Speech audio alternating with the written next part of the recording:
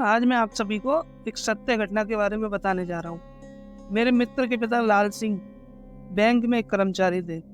वह भूत प्रेत जैसी आत्माओं का बहुत मजाक उड़ाते थे। वह कहते थे शैतानी या शक्ति जैसी कोई चीज नहीं होती, और चाहे रात हो या दिन हो, चाहे जंगल हो या शमशान हो या कोई कब्रिस्तान हो, वो जानबूझकर वहाँ घूमते रहते थे और बोलते थे कि देखो, अगर कोई आत्मा होती तो हमको परेशान जरूर करती, चाहे साधु हो या फिर कोई मौलवी हो। वह उन सब की बातों का बहुत मजाक उड़ाते थे और अभी तक उन्हें कभी भी किसी भी ऐसी शक्ति का एहसास नहीं हुआ था।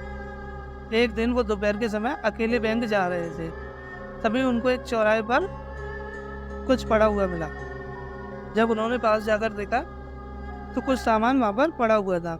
उसमें एक नींबू, पेड़ा, कुछ फूल और एक लाल कपड़ा जिसके ऊपर यह सब रखा हुआ था। उसके चारों ओर हल्दी का एक घेरा बना हुआ था, जिसे देखकर वह सोच में पड़ गए कि दोपहर में यहाँ पर यह सब सामान किसने चढ़ाया है। और वही अपनी मस्ती के मूड में साइकिल से नीचे उतरे और हल्दी से बने हुए उस घेरे के अंदर जो नींबू था और लाल कपड़ा और उसके साथ साथ मिठाइयाँ, इन सभी सामान को उठाकर अपने साथ ले ली। और इसके बाद जब वो बैंक पहुँचे तो अपने काम में व्यस्त हो गए। लेकिन कुछ समय बाद लंच होता है और उन्हें भूख लगती है। जब सब लोग अपना अपना नाश्ता मंगाकर खाने लगे तो उनको याद आया कि उनके पास एक नींबू और कुछ मिठाइयाँ रखी हुई हैं। तो उन्होंने उसे निकाला, अपना जो सामान था उसमें से, और खा लिया। उसके बाद जो लाल कपड़ा था उससे अपना मुंह पोंछ लिया, और मुंह पोंछने के बाद उस लाल कपड़े को कूड़े में फेंक दिया। अभी तो उनको कुछ भी नहीं हुआ। जैसे जैसे दिन ढलने लगा, रात होने लगी, वैसे वैसे उनका सिर भारी होने लगा। जैसे ही रात के 12 बजे तो अब उनके साथ कुछ अजीब होने लगा। कभी तो वह बार बार जोर से हंसने लगते और थोड़ी देर में रोना शुरू कर देते। ऐसा लगभग पूरी रात चला। दोपहर में तो ऐसा कुछ नहीं होता था, दोपहर में सब कुछ ठीक रहता था। लेकिन कुछ दिनों में हालत ये होने लगी कि वह अब अपने कपड़ों को भी फाड़ने से और अपने शरीर को भी चोट पहुंचाने लगे। चाहे कोई कैंची हो या चाकू हो, कभी उससे अपना हाथ काटना, कभी अपने गले पे निशान बनाना, ये सारी हरकतें करने लगे वो। एक दिन तो हद ही हो गई जब वे अपने गले में फांसी का बंधा डालकर फांसी लगाने लगे। लेकिन यह समस्या 2-3 दिन में इतनी बढ़ गई कि वह कभी अपने हाथों को काटते, कभी अपने कपड़ों को फाड़ते, ये सारी हरकतें करने लगी। धीमे धीमे उनका वजन भी कम होने लगा था। हालांकि वो जो खाना खाते थे, जितना वो पहले खाते थे, उससे अब डबल खाना खा रहे थे। जैसे उनकी पत्नी उनके लिए पहले 4 रोटी बनाती थी, वो अब 8 रोटी 10 रोटियां बनाने लगी थी। लेकिन सच तो ये था कि वो जो खाना खा रहे थे वो उनको लग ही नहीं रहा था। वो सच में खाना तो कोई और खा रहा था जो उनके अंदर था। एक दिन की बात है, रात के करीब 2 बजे का टाइम था। वह नींद में से उठकर शीशे के सामने खड़े हो जाते और शीशे में अपने आप को देखते रहते हैं।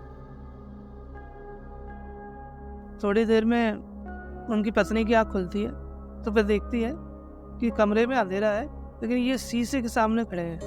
पत्नी भी कुछ नहीं बोलती और चुपचाप आंखें खोलकर उन्हें थोड़ी देर देखती रहती है। लेकिन जैसे ही पत्नी उठकर लाइट जलाती है, वैसे ही वह शीशे के सामने से उठकर अपने बिस्तर पर लेट जाते हैं। रात को तो पत्नी कुछ नहीं कहती, लेकिन अब पत्नी को भी शक होना शुरू हो जाता है कि कुछ तो अजीब है इनके साथ। अगले दिन जब पत्नी उनसे पूछती है कि आपको क्या हुआ है, क्या परेशानी है आपको, तो वो थोड़ी भारी सी आवाज़ में बोलते हैं, तेरा पति नहीं हूँ मैं, तेरा पति नहीं हूँ मैं। ये आवाज़ सुनकर पत्नी भी अब डरने लगती है, कांपने लगती है, और वह उनके पास से उठकर दूसरे कमरे में चली जाती है। अब पत्नी की भी हालत ख़राब थी, क्योंकि घर में इस समय यही दोनों लोग थे।